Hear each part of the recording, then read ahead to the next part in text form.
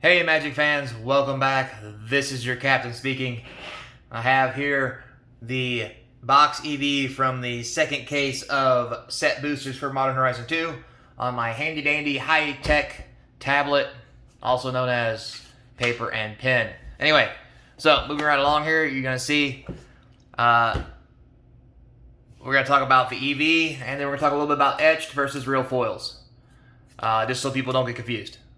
Now, as you can see on here, it starts here, and we have a box value $395, $333, $625, that was a bomb, $229, that was a bust, $483, and $337 for an average of $400 for a set booster.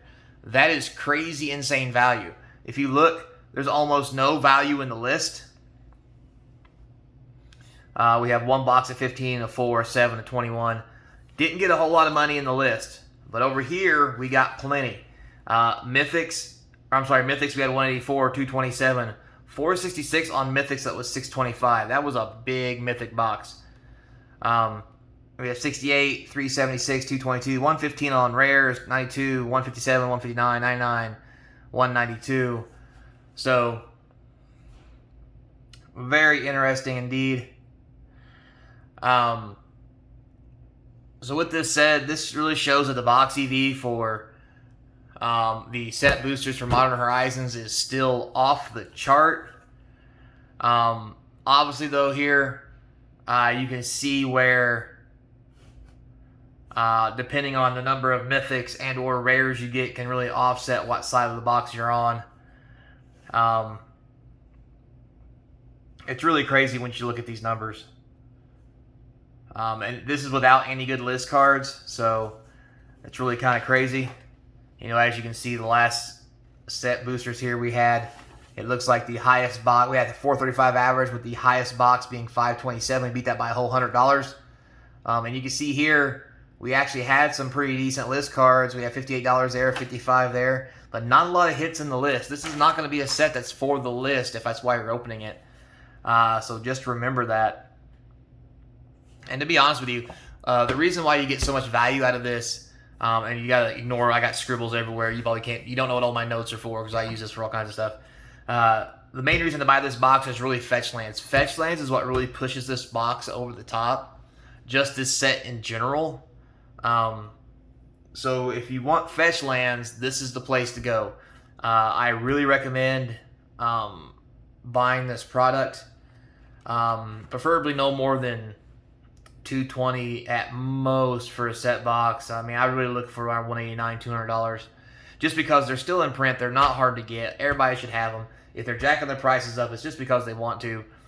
But this is definitely a set to throw in the old closet and just ride it out, because this is a big reprint set for the fetches. We've been waiting for a set like this for a long time. They've done it several other times. So now that it's happened here, and it's already happened in, I think it was Eternal Masters, I don't think they'll be doing another fetch reprint for a while. So keep that in mind, guys. I think this is one you should stick in the closet. Modern Horizons 1 was doing really good, and it still is doing good. But this set has fetches, plus you can get some of the old cards, which are worth a lot of money. So I really highly recommend this. Collector boosters, I definitely throw in a closet somewhere, or in your safe. And keep a box or two, because they're really going to be worth some money. And just the regular set boosters, even draft could be worth money, but the set boosters will be worth a lot more, only because you have a better chance of hitting more things. Plus, there's always the list, right? So, now with that said, second part of this 10-minute video, if we even get that far, is what's the difference between a etched foil and a regular foil? I noticed that some of my videos, and I've already recorded them, so I'm not going to record them again, especially during box openings, I got these confused, and I also got these confused when posting online. So it's hard to tell online which one is which. So always keep in mind which one of these is which. So the easiest way to tell the difference between a regular foil and a etched is, you can see that right there, rainbows, how it's all night multicolor. This one does not do that. It's more stale. Also, you can see here the etched foil. If you look at that, it's kind of hard to see. The etched foil is always flat because of the etching. The old foils don't curl as much as they used to, but they still curl. Once again, you can see how it's nice and shiny and metallic like a regular one. Now, also with that, if I can get this real close here and get it to pick up, notice how this right here is nice and smooth. See that? So if you put it next to an etch, which is the one here on the right, notice how it's very granulated. See that? It almost looks like it's got some stuff sticking up on it. And that's the difference. The other difference is if you look up close on these, you can see here how this one is kind of like very dark and not white. This one's always shiny. See the difference there?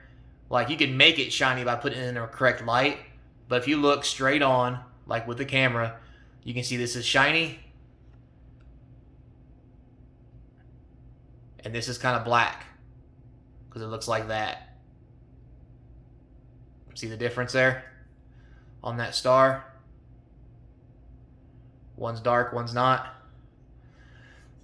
And again, like I said, you know, just the texture in general, you can tell.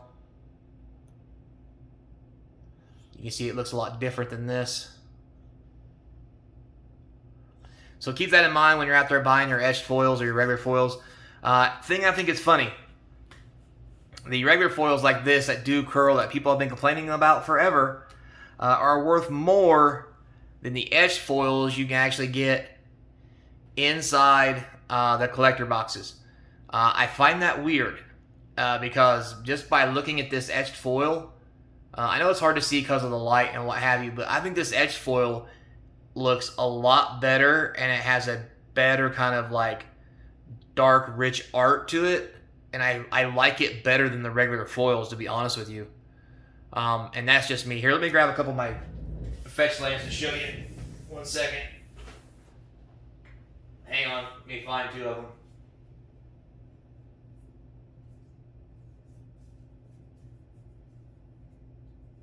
Hang on, I'll find 2 of the same one. How about that? That'd be even better, right?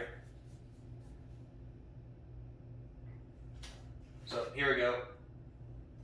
So out of the box listing, we have a nice, very pretty and shiny scalding tarn, old frame border, very nice. And then next to it here, you have the etched version, which to me can be shinier. I like the way it contrasts. You know, because like this one is just shiny. This one you can kind of see how it, like certain parts of it are shiny. And me personally, I think the etch looks better. It has a little more pop, especially to the picture. But that's my personal opinion. The etches aren't going for as much. Actually, these are worth, this card here is worth almost twice as much as this one, which I find odd because I think this one is more of a premium product.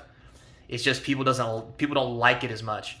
And because of things like that, I don't think I'll be selling my foils until I see what these really do long term.